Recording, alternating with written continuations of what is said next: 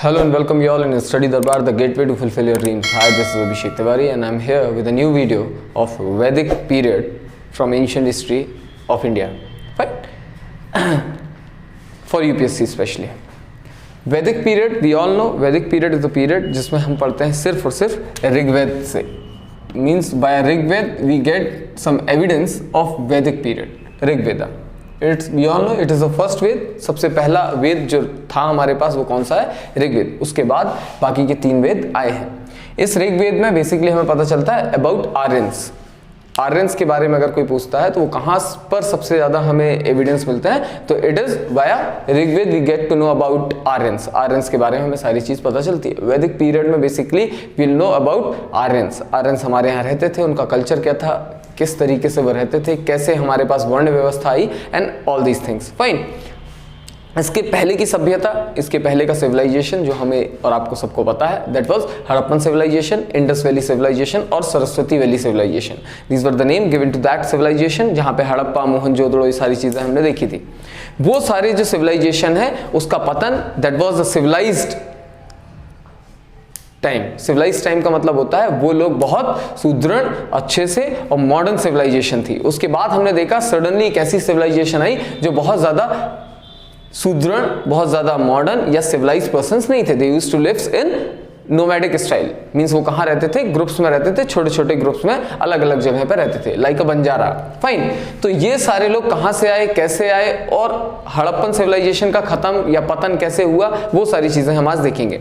We all know different philosophers used to have different thinking about the demolished और about the पतन of civilisation of Harappan civilisation. Harappan civilisation खत्म कैसे हुई? तो भैया इसके बारे में अगर हम देखते हैं, कई लोग बोलते हैं उस समय बहुत बड़ी त्रासदी आई होगी. त्रासदी मींस लाइक बाढ़ आ गई. हमने पढ़ा था वहां पे उन लोगों ने डैम्स बनाए हुए थे, दैट वाज स्टॉक डैम. या कई लोगों ने कहा कि इंडस जो नदी थी और सरस्वती जो नदी थी, उसमें पानी का बहाव बहुत ज्यादा होने के कारण वहां पे बाढ़ आ गई, जिससे सारे के सारे लोग बह गए या मर गए, ढह गए. ठीक है. लेकिन there are some people who used to have one more philosophy कि यहाँ पर कुछ लोग आए थे जिनने यहाँ पे इन्वेट किया. वो कुछ लोग कौन थे? That one Aryans. कि आर्यंस यहाँ पर आए थे और उन लोगों ने यहाँ पे आक्रमण किया. बाकी लोग जो हड़प्पन सिविलाइज पीपल थे वो लोग यहाँ से माइग्रेट हो गए, भाग गए, या बहुत सारे लोग मर गए. जिससे बाद में हमने देखा कि यही जो हड़प्पन सिविलाइज के लोग थे जो यहीं पर रहते थे, यहीं के नेटिव सिटीजन्स थे, उनको दास की संज्ञा दे दी गई by the Aryans itself. Fine. तो ये सारी चीजें क्या है? मोस्ट एक्सेप्टेड थ्योरी अगर हम बात करें तो यही दो है. एक बोलते हैं, कुछ लोग बोलते हैं कि भैया आर्यंस यहाँ पे आए थे और उन लोगों ने इन्वेट किया, और बहुत सारे लोग ये बोलते हैं कि यहाँ पर कुछ ऐसी त्रासदी हुई है, कुछ ऐसी नेचुरल क्लाइमेटी हुई है जिसके कारण यहाँ के सारे लोग एक साथ चले गए इन द सेंस डेथ हो गई. गेटिंग. ऋग्वेद के अलावा, Rigveda is Indian mythological book. इसके अलावा जो वेद है, इसके अलावा एक और बुक है जिसे हमें जहां पे ये मिलता है, दैट इज जैन अवस्था. It is also a mythological book of Iranian. Iran की ये बुक है, ईरानियन लैंग्वेज में लिखी हुई है. इसमें भी हमें किसके बारे में मिलता है? सेम आर्यंस के बारे में मिलता है. जैसे हमने ऋग्वेद में देखा है वैसे ही जैन अवस्था में भी मिलता है. अभी आर्यंस आए थे कहां से? तो मोस्ट एक्सेप्टेड थ्योरी अगेन, कुछ लोग बोलते हैं कि भाई ये लोग इंडियंस के नेटिव सिटीजन्स ही थे, मतलब यहीं पे इनका बर्थ हुआ था, यहीं के लोग हैं सारे. ठीक है. लेकिन एक इंसान है जिसका नाम है मैक्स मुलर. मैक्स मुलर साहब ने कहा था सबसे पहले कि जो आर्यंस है they are actually from where? Central Asia. Central Asia से आए हुए लोग हैं जिन्होंने इंडिया में आके आक्रमण किया और आक्रमण करने के बाद यहीं पे बस गए. बेसिकली अगर आर्यंस की बात करें तो दे वर नोमैड्स. ये लोग कैसे थे? नोमैड्स थे, बंजारा स्टाइल में. कुछ कबीलाई फॉर्म में ये लोग रहते थे. कबीला के फॉर्म में, 1 कबीला, 2 कबीला, 3 कबीला, ऐसे अलग अलग कबीला के फॉर्म में बिखरे हुए स्कैटर्ड ये लोग रहते थे. इन लोग मेन जो इनका जीवन यापन होता था वो किससे होता था? हंटिंग से होता था. मीन्स कैटल्स पालने का इनका मेन मोटिव क्या था? कैटल पाल के इनको काट के और खा जाना. इनका मेन मोटिव कभी भी नहीं था कि कैटल से हमें कुछ और चीजें करनी है, means dairy product and all ये सारी चीज करनी है. नहीं, इनका मेन काम क्या था कि भैया कैटल है, उनको काट के और खाना है. गाय उस समय, cow was not a sacred animal. उतना ज्यादा सेक्रेड एनिमल नहीं था जैसे आज हम उसे पूछते हैं. लेकिन गाय को मारना भी गलत था.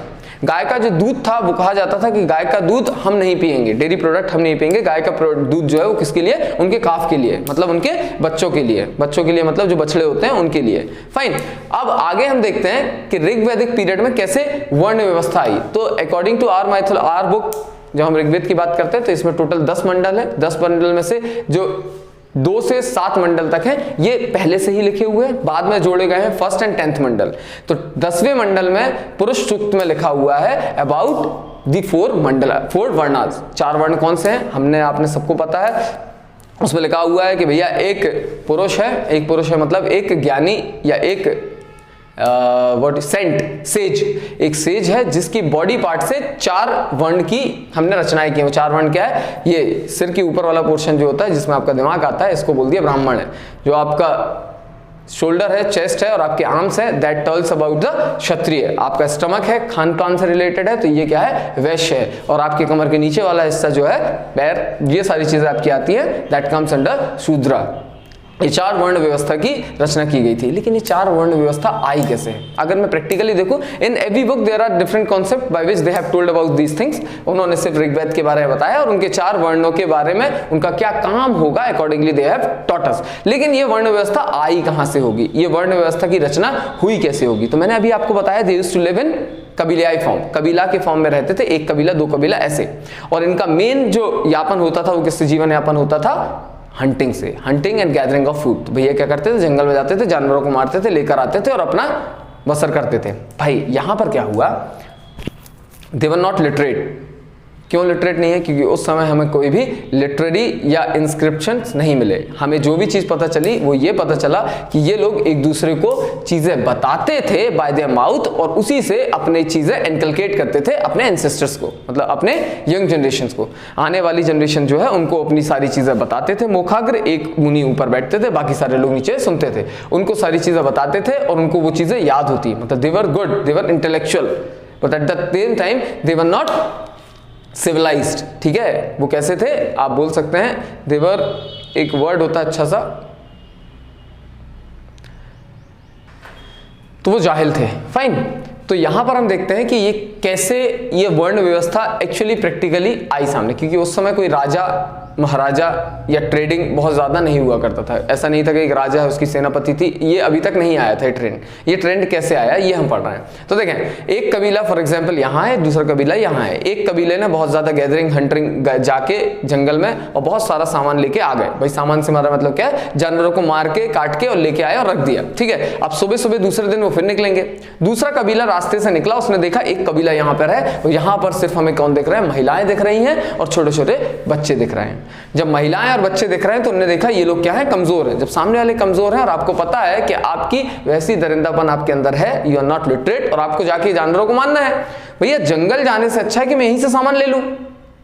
भाई जंगल जाऊंगा, मैं जानवरों को मारूंगा, वहां पे डर ये भी होता है कि जानवर मुझे भी मार सकते हैं। तो ये चीजें ना हो तो क्यों ना मैं यहाँ पे जाऊं जहां पे सिर्फ फीमेल्स दिख रही हैं और बच्चे दिख रहे हैं, वहां जाके मैं जानवरों को वहां से जो उन्होंने मारा है उनको लेकर आऊं और अपने कबीले में चले जाऊं। सेम चीज किया उन्होंने, उन लोग चले गए उस कबीला में, वहां पे लोगों को डांटा, मारा, चिल्लाया और वहां से सामान उठा के ले आए। चलो खाना लाना तो ठीक था, लेकिन खाना लाने के अलावा वहां पर उनकी बीवियों को, जो उनकी वाइफ्स थी, उनकी जो बच्चियां थी, उनको भी उठाकर ले आए। वो लेकर आ गए। भाई वो तो सेम चीज है, कबीला ही फॉर्म आप देखना, they were have the tendency of like an animal, they used to have that thinking only, क्योंकि उनको अंदर वो सॉफ्टनेस, वो सारी चीजें नहीं होती। उन्होंने उनको मारा, उनके साथ साथ उनकी बीवियों को भी उठाकर ले आए। जब उस कबीला के, जिन कबीलों की इन्होंने चोरी की, वो कबीला के लोग वापस आए शाम को जब वापस लेकर आए, जानवरों को मारकर ये सारी चीज हंटिंग करके गैदर्ड मटेरियल लेकर आए, उन्होंने देखा कि इनकी वाइफ सही नहीं। बच्चों ने बोला वो तो आए थे कोई और लेके चले गए। दूसरे दिन इन्होंने देखा कि अब हम देखते हैं यार कौन आया था। दूसरे दिन वो लोग छुप के देखे, उन लोग फिर से आए तो उनको मारा, उन्होंने वहां पे मारा और भगा दिया।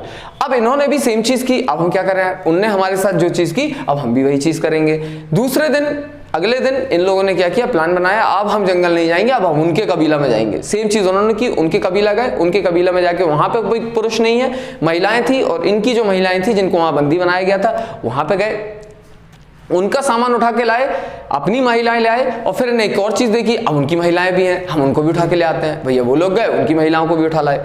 सेम चीज कई दिनों तक चलती रही। लास्ट में कोई ऑप्शन नहीं मिला। फिर यहाँ के कुछ बुद्धिजीवी लोग थे, बड़े बुजुर्ग लोग थे और सारे लोग थे, उन लोगों ने मिलकर एक कंसेप्ट तैयार किया, अब हम क्या करें, क्योंकि देखो जंगल से जानवरों को हंटिंग करना भी जरूरी है और यहाँ पर हमारे बीवी बच्चों को बचाना भी जरूरी है, और जो हम यहाँ आकर सेव करके रख रहे हैं सामान, उसको भी लेना बचा के रखना जरूरी है। तो इसके लिए हम क्या करें, हम क्यों ना एक काम करें कि यहाँ पर कुछ लोग को ठहरा दें और कुछ लोग जाएं सामान लेने मतलब हंटिंग करने। जो कुछ लोग ठहरेंगे अब वो कैसे लोग होंगे, तो भाई वो बलिष्ठ होने चाहिए, ताकतवर होने चाहिए, they used to be masculine, क्योंकि वहां पे जब बहुत सारे लोग आए कि उनको बचा सके। तो यहाँ पर हमने देखा कि कुछ लोगों का संगठन, कुछ लोगों का ग्रुप बनाया, जो लोग यहाँ पर क्या करेंगे, सर्वाइवर होंगे, जो लोग यहाँ पे सेवियर्स होंगे, जो यहाँ पर बचा के रखेंगे हमको मतलब हमारे बच्चों को, हमारी बीवियों को, तो उनको बचा के रखेंगे भाई। लेकिन सब लोग एक दूसरे की बात मानेंगे कैसे, कोऑर्डिनेशन कैसे होगा, तो जरूरी होता है कि उनका एक हेड बने, उनका एक मुखिया बने। तो हमने किया 10 लोगों को खड़ा किया, 10 लोगों में से किसी एक को, जो सबसे बलिष्ठ होगा, जो सबसे ताकतवर होगा, उसे बोल दिया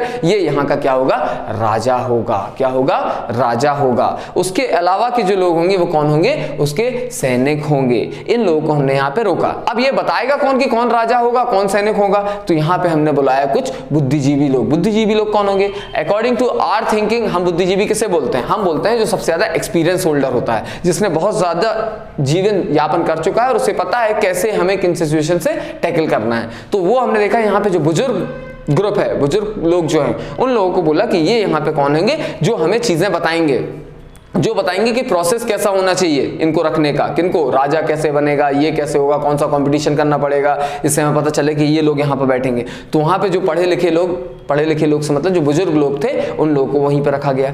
तीसरे लोग ऐसा था, तीसरा वर्ग कौन सा हुआ, वो वर्ण हुआ जहां पे हमने बोला कि आप लोग जाओगे हंटिंग करने मतलब व्यवसाय करने। व्यवसाय मतलब क्या है, उस समय जीवन यापन करने के लिए जरूरी था हंटिंग, तो हंटिंग करने गए। तो हंटिंग करने जो गया उसे ही दे दिया क्या कि भैया आप लोग जाओ और खाना लेकर आओ। चौथा, आपके पारिवारिक लोग जो आपकी सेवाएं करेंगे इन द सेंस जो आपकी महिलाएं हैं, जो बच्चे हैं, जो वहां पे सेवियर्स हैं, जो वहां पे कौन है, राजा है और उनकी सेना है, उन लोगों के लिए देखेंगे कि भैया आपको कोई चीज की जरूरत तो नहीं है, कोई जरूरत है तो हमें बताओ, खान पान ये सारी चीज के लिए। ये इन्होंने किया। सेम चीज अब हमने देखा धीरे धीरे हर कबीला में जनरेट हो गई। अब भैया एक चीज आती है, ये चारण व्यवस्था तो जनरेट हो गई। अब चारों चीजें आपने यहाँ पे देख ली, राजा आ गया, राजा के बाद जो पढ़े लिखे लोग, जो बुजुर्ग लोग थे, वो ब्राह्मण बन गए, जो यहाँ पे बाहर जाके हंटिंग करने जा रहे हैं ये यहाँ के वैश्य बन गए, और जो यहाँ पे महिलाएं थी और बच्चे थे ये सारे क्या बन गए, यहाँ के शूद्र बन गए। ये 4 वर्ण व्यवस्था के चारों वर्ण है। ये 4 वर्ण जो थे, इसके बारे में अगर हम देखें तो ऋग्वैदिक पीरियड में जब हम पढ़ते हैं तो हर फैमिली में चारों वर्ण एग्जिस्ट करते थे। वहां पे एक क्षत्रिय भी होता था, वहां पे एक ब्राह्मण भी होता था, वहां पे एक वैश्य भी होता था, और वहां पे एक शूद्र भी होता था। मींस ऑल द 4 वर्ण was comprises in a single family. एक ही फैमिली में हम चारों चीजें देख सकते थे। अब भैया यहाँ पे एक और वर्ड आया, टैक्सेशन सिस्टम। भैया टैक्स हम देखते हैं ना आज भी कि हम अपने राजा को, मतलब जो हमारे यहाँ की गवर्नमेंट होती है उसको हम क्या देते हैं, टैक्स देते हैं। तो ये जब ही आया था। टैक्स कैसे आया भैया, अब जो राजा है और राजा के अलावा जो सेना है उनकी भी फैमिली होगी, उनके भी बच्चे होंगे, उनकी भी पत्नियां होंगी, उनका जीवन यापन कैसे होगा भैया, उनको भी तो खाना चाहिए। जब हम खाना लेने जाते थे सारे लोग क्यों जाते थे कि अपनी अपनी फैमिली के लिए वो खाना लेके आते थे। इनके लिए कहाँ से खाना आएगा, नहीं आएगा। तो बाकी लोग, जिससे मैंने वैश्य कहा, जो जा रहे हैं market in the sense forest जा रहे हैं, फॉरेस्ट से हंटिंग करने जा रहे हैं, इन्होंने बोला चूंकि आप हमें सेव कर रहे हो, हमारी फैमिली को, हमारे बच्चों को और हमारे अनाज को, अनाज से मतलब है हमारे हंटिंग गैदर्ड मटीरियल को, आप उसको सेव कर रहे हो, तो आपको हम इसके बदले क्या देंगे, यहाँ पर बैठे रहो, हम अपने अपने अन्न में से अपने अपने जो मटीरियल हम लेके आएंगे उससे थोड़ा थोड़ा हम सब लोग आपको देंगे। यही चीज बाद में क्या हुआ, रीजनरेट होके, और आप बोल सकते हो इसी को हमने क्या किया, वर्ड होता है ना अच्छा, धीरे धीरे देखा हमने जो ये अनाज और जो ये गैदर्ड मटीरियल, हंटिंग मटीरियल उनको दे रहे थे, यही इवॉल्व होके फाइनली हमारे पास आ गया in the form of tax कि भैया टैक्स हम किसको देंगे, राजा को टैक्स देने का अधिकार हो गया। Fine, these post were not hereditary, मतलब हो सकता है एक राजा, उसका बेटा बहुत ज्यादा ताकतवर नहीं है, वो लेकिन बहुत अच्छा क्या है, ट्रेडर है, वो बहुत अच्छा क्या है, हंटिंग करने के लिए बहुत अच्छा निशानेबाज है, तो उसको अगले बार क्या बना देंगे, उसका बच्चा जो होगा हो सकता है वो क्या बन जाए, एक हंटर बन जाए, और हो सकता है एक हंटर का बेटा क्या बन जाए, राजा बन जाए, क्योंकि वो बहुत बलिष्ठ है। कंपटीशन जो हुआ उस कंपटीशन को वो क्वालिफाई करके राजा बन गया। इधर से क्या समझ में आया, the post of the varnas, मतलब जो वर्णास होंगे वो कभी भी हेरिडिटरी नहीं होंगे, they will be always dependent on your work. आप कौन सा काम करते हो अकॉर्डिंगली आपका वर्क निर्धारित होता है। है। समझ में आया? दिस वाज ऑल अबाउट वैदिक पीरियड। वैदिक पीरियड की मैंने वो सारी चीजें बताई जिसमें हम वर्ण व्यवस्था पढ़ते हैं। वैदिक पीरियड कब से कब तक मानते हैं? तो हमारे हिसाब से हम मान रहे हैं फ्रॉम द कार्बन डेटिंग कि भैया 1500 से लेके 1000 तक का जो बीसी पीरियड था दैट वाज वैदिक पीरियड। इसके बाद दूसरा पीरियड जो आता है, इस समय एक चीज और देख लेते हैं। वैदिक पीरियड में हम पूजा किसकी करते थे भाई? रिलीजन कौन सा था? तो हमेशा याद रखना 4 वर्ण थे, दैट वाज डिफरेंट थिंग। 4 वर्ण कभी भी हमने उनकी पूजा पाठ इन सारी चीज से नहीं बनाया था। वहां के जो लोग थे वो सिर्फ किसकी पूजा करते थे? वो सारी चीजें जो इनको लाइव दिखती थी। लाइव दिखती थी मतलब ऐसा नहीं कि भगवान विष्णु दिख रहे हैं चक्र घुमाते हुए। लाइव का मतलब है जो इनको जीवन देती है। जीवन कौन देती है? हवा, अग्नि, वर्षा, जमीन। ठीक है, तो 3 तरीके की इनने भगवान का क्लासिफिकेशन किया था। एक था टेरेस्ट्रियल गॉड्स, टेरेस्ट्रियल गॉड्स मतलब जो जमीन पे हैं। ठीक है, जैसे पेड़ पौधे हुए, जानवर हुए, जैसे हवा हुई। दूसरा आता है आपका एटमॉस्फेरिक। एटमॉस्फेयर में कौन से आ जाते हैं? रेन हुई, बारिश हुई, हवा फिर से उसमें आ गया। ठीक है, लाइट हुई, ये सारी चीजें क्या कहला जाती है? एटमॉस्फेयर। और तीसरा होता है स्पेस गॉड। जो स्पेस गॉड हमें दिखते नहीं लेकिन हैं अनंत काल में, कोई ऐसे भगवान भी हैं, वरुण देव, गरुड़ देव जैसे। ठीक है, like this were term to be known as specious god. तो 3 तरीके के गॉड्स को हमने देखा था। इसमें सबसे ताकतवर गॉड जो इन्होंने बताया था, सबसे मेन गॉड जो इन्होंने बताया, सबसे मेन भगवान जो इन्होंने लिए थे वो कौन से थे? वो थे इनके मेन इंद्रदेव। इंद्रदेव क्यों? क्योंकि वो मान के चलते थे वो सबसे ज्यादा ताकतवर थे। ताकतवर क्यों थे? क्योंकि उनके पास, उनके हाथ में पुरंदर, उनको पुरंदर कहते हैं। क्यों बोलते हैं? क्योंकि उनके हाथ में, उनके पास एक वज्र हुआ करता था। वज्र का मतलब वो किसी को भी वध कर सकते हैं। जो भी हमसे बुरा व्यवहार करेगा, जो भी उनके खिलाफ कुछ बोलेगा, तो वो उनको वज्र मार के मार देंगे। तो वो डरते थे उससे, तो उसको उन्होंने क्या बता दिया? उनको बोल दिया सबसे ताकतवर भगवान। फिर उसके अलावा भी और कौन से थे? तो उसके अलावा हम देखते हैं सूर्य देवता, वरुण देव, गरुड़ देवता, ये सारे देवता भी हम अलग अलग पढ़ते हैं। एक मीडियोकर भगवान थे। मीडियोकर से मतलब है जो इंसान को भगवान से कनेक्ट करते थे, वो थे अग्निदेव। क्योंकि हम मानते हैं यज्ञ व्यवस्था जब बाद में आई तो यज्ञ व्यवस्था में भी बताया गया था, जो कर्मकांड चालू किए लेटर वैदिक पीरियड में हम देखेंगे, यहाँ पर कोई कर्मकांड नहीं था, यहाँ पे कोई मूर्ति पूजा नहीं थी, यहाँ पे कोई भी मंदिर के हमें साक्ष्य नहीं मिले हैं। तो हमें सारी चीज क्या मिलती थी? जो आपको भगवान दिख रहे हैं, जो आपको भगवान फील होते हैं, उन्हीं को ही भगवान आपने दर्जा दे दिया। ठीक है, फिर लेटर वैदिक पीरियड में हम देखेंगे कैसे ब्राह्मणों ने ये पाखंड, या हम बोल सकते हैं कैसे ब्राह्मणों ने ये सारे चीज कर्मकांड लेकर आए, जहां पे हम यज्ञ व्यवस्था देखते हैं। अग्नि को इसलिए हम बोलते हैं कि ये कनेक्ट करता है ह्यूमन और भगवान को, क्योंकि अग्नि एकमात्र चीज थी जिसे प्रज्वलित करके हम उसमें जो चीज डालते थे तो उससे हमें यह पता चलता था जो भी हमने अग्नि में डाला और अग्नि में वो नष्ट हो गया, अग्नि ने उसको ग्रहण कर लिया, मतलब वो जितने भी भगवान हैं उन सारे लोगों ने उससे ले लिया है वो चीज जो हमने उनको दी है। That's why Agnidev was prominent in that time, और वो उनको हम बोलते हैं एक bridge between humans and gods. समझ में आया? इसका पीरियड मैंने कितना बताया? 1500 से 1000। अगर कोई आपसे पूछता है आर्यंस का पीरियड कब से कब तक है, तो कार्बन डेटिंग के अनुसार हम पढ़ते हैं कि आर्यंस जो आए थे भारत में और रहे हैं, तो आर्यंस का कार्यकाल था 2000 बीसी से 600 बीसी तक। मतलब इतने पीरियड में हम बोलते हैं कि आर्यंस थे। But in India when they came, तो इंडिया में अगर हम बात करते हैं, भारत में उनका आय कब है, तो वो था 1500 से 1000 बीसी। ये था वैदिक पीरियड। इसके बाद भी वो थे, तो वो पीरियड हमारा है कब तक? 1000 बीसी टू 600 बीसी। ये जो समय है इसे हम बोलते हैं लेटर वैदिक पीरियड, जहां पर चीजें बदल गई। चीजें बदल गई मीन्स यहां पर हमने 2-4 चीजें देखी। देखो, जब ये कहानी चलती रही कि भैया ब्राह्मण, क्षत्रिय, वैश्य और शूद्र, ये 4 वर्ण आ गए, इसके बाद ये सारी चीजें कहानी दी थी सिर्फ ऋग्वेद में। ऋग्वेद के बाद यहाँ पर 3 और वेद आए जिसे हम कहते हैं सामवेद। यार कौन कौन से वेद हैं यार, मैं भूल गया।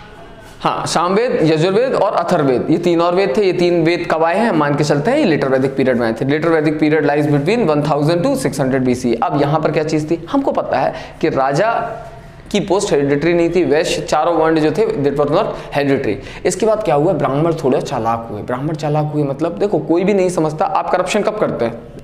In the post of UPSC also, post हमने, या जो हमारी गवर्नमेंट है उन्होंने यूपीएससी की जो सिलेक्शन या यूपीएससी जो एग्जाम देते हैं वो 32 एज इसलिए रखी कि हम मान के चलते हैं 32 साल तक के जो इंसान होते हैं एट प्रेजेंट शादी नहीं करते, दे आर यंगस्टर्स। पहले 28 थी, 28 से 30, 32 हो गई। ठीक है, तो ये क्यों किया गया? हम मान के चलते they are young.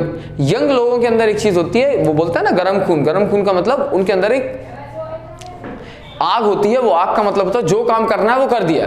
They don't think about कि कैसे हमें उससे प्रॉफिट अर्न करना है। लेकिन अगर आपकी एज 30, 35, 40, एक्सेप्शनल है, शादी 21-22 साल में भी हो जाती है, लेकिन वो सारी चीज को आप सीरियसली ना लें, ठीक है। हम मान के चलते हैं कि आपके पीठ पे ज्यादा वो नहीं रहता, क्या नहीं रहता, भार नहीं रहता। भार मतलब लाइबिलिटीज नहीं रहती आपके जीवन में। लाइबिलिटीज मतलब कि आपकी फैमिली, आपके पीछे बहुत सारे लोग हैं जो आपके लिए या आपके कारण सर्वाइव कर रहे हैं, मतलब वो सारी चीजें नहीं रहती। लेकिन एक बार आपके पास बीवी आ जाए, उसके बच्चे हो जाएं, तो आपको ये चीज आ जाती है कि भैया अब मुझे जो भी काम करना है ये देख के करना है कि उनको कोई आंच ना आए। At that time only the corruption starts। तब आप सोचना चालू करते हो कैसे मैं ज्यादा से ज्यादा पैसा अर्न करूं और कैसे मैं उनको अच्छी लाइफ दे सकूं। समझ में आ रहा है? लेकिन यंग एज में ये सारी चीज नहीं आती।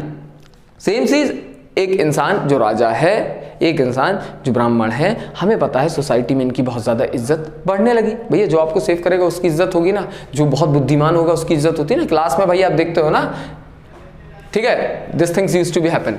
तो भैया यहां पर क्या चीज है, सबसे पहले जो ब्राह्मण और क्षत्रिय थे, इनका ओहदा जो था सोसाइटी में बढ़ गया। सबसे ज्यादा जो ओहदा बढ़ा था दैट वाज क्षत्रिय। क्षत्रिय का ओहदा स्टार्टिंग में अगर हम वैदिक पीरियड में देखें तो सबसे ज्यादा ओहदा किसका था, क्षत्रिय का, जो हमें सेव करके रख रहे हैं। लेकिन लेटर वैदिक पीरियड में हम पढ़ेंगे कि क्षत्रियों से ज्यादा ओहदा किसका बढ़ने लगा, ब्राह्मण का बढ़ने लगा। वर्चस्व किसका ज्यादा हो गया, ब्राह्मण का ज्यादा होने लगा। क्यों?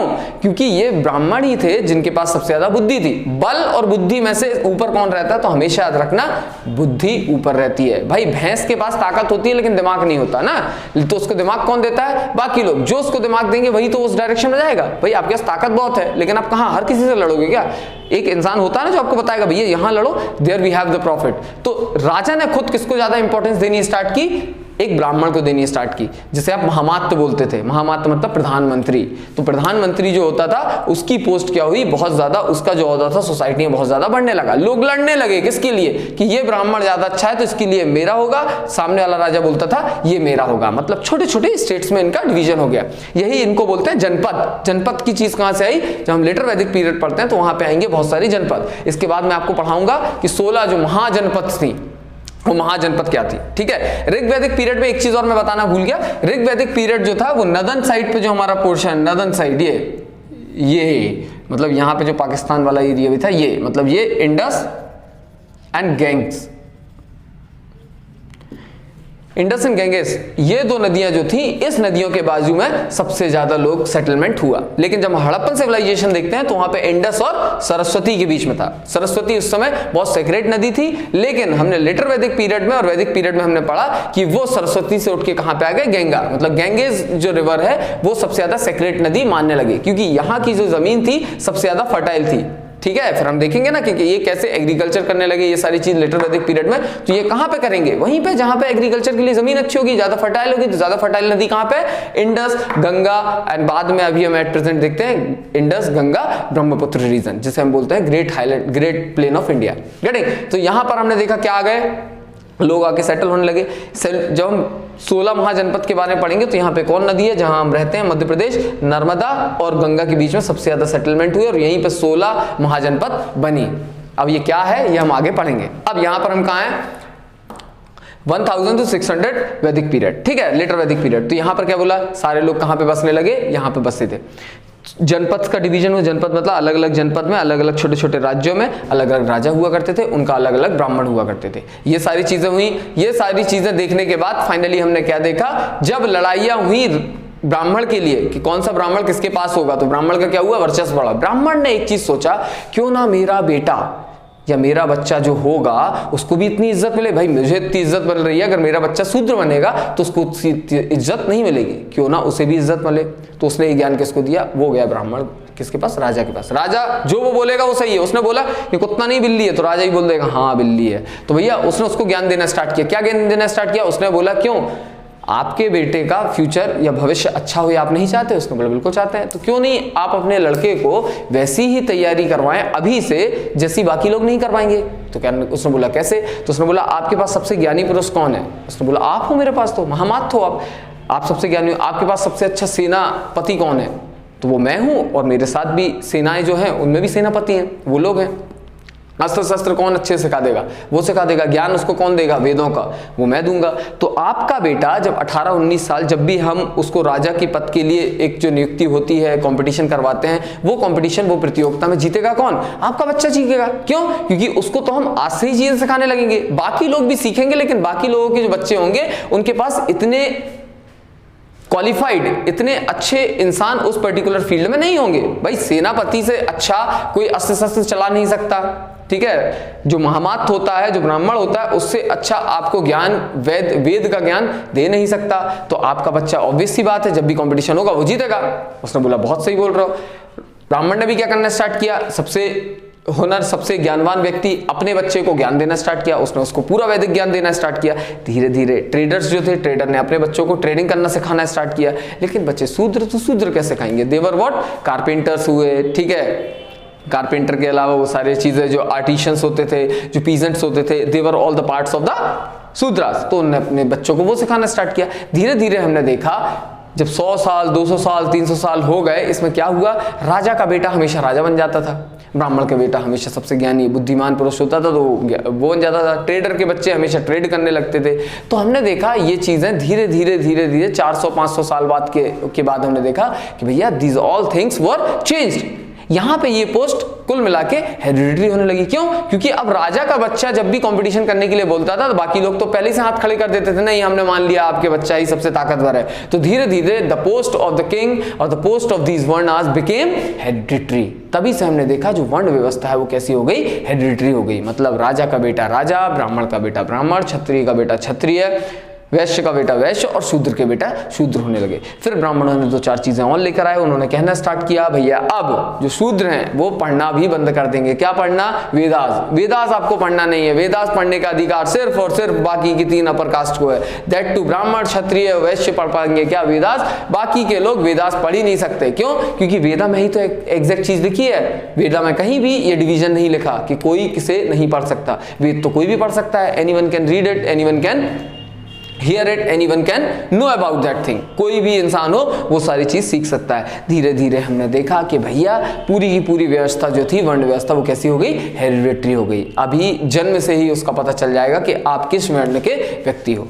These were the thing which we have seen in later Vedic period. Later Vedic period भगवान भी जो थे वो कहां से कहां चले गए। पहले इंद्रदेव सबसे ऊपर थे, अब सूर्यदेव सबसे ऊपर माने जाने लगे। मतलब भगवान अभी भी वही है, लेकिन सबसे ताकतवर हमने किसको बोल दिया? सूर्य। सूर्य क्यों? सूर्य ही है कि जिससे हमें रोशनी मिलती, सूर्य ही है एकमात्र जरिया जिससे हमें एनर्जी मिल रही। सूर्य नहीं तो हम नहीं, ये हमने बोलना स्टार्ट किया। अपार्ट फ्रॉम दैट ब्राह्मणों ने कर्म कांड स्टार्ट किए। ब्राह्मणों ने कई यज्ञ व्यवस्था लेकर आए। भैया अश्वमेव यज्ञ जो करवाएगा, जो यश्वमेव यज्ञ करवाएगा और उसका घोड़ा किसी ने नहीं पकड़ा तो उसकी ताकत बढ़ेगी, पूरा साम्राज्य उसका बढ़ेगा। जो जितना बलशाली राजा वो उतना बड़ा अश्वमेव यज्ञ करवाए। मतलब क्या कर लेकर आए? कर्मकांड लेकर आए। इससे फायदा किसका हुआ? ब्राह्मणों का फायदा हुआ। भैया आप जो भी चीज में चढ़ाएंगे वो कहां पे चढ़ रहा है? सीधे भगवान के पास जा रहा है। और भगवान का जो वो है, क्या बोलते हैं उसका, मुनि, ठीक है। भगवान का जो एक बाबू है वो कौन हूं? वो मैं हूं। मतलब आप जो भी चीज मुझे दे रहे हो, आई एम द मीडियोकर। मैं आपके और भगवान के बीच का एक इंसान हूं। जो चीज मुझे मिलती है मैं सीधा सीधा